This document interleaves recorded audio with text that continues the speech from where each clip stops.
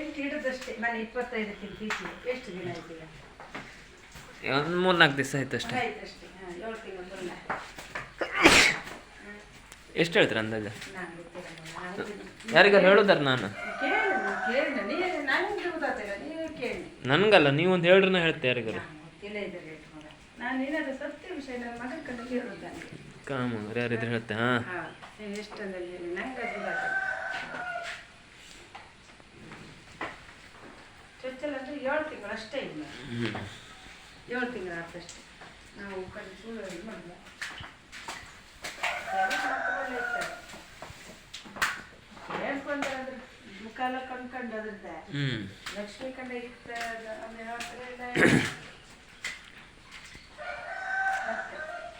ಅಡಿಲ್ಲ ಹೇಳ್ತಕ್ಕ. ಹಾಂ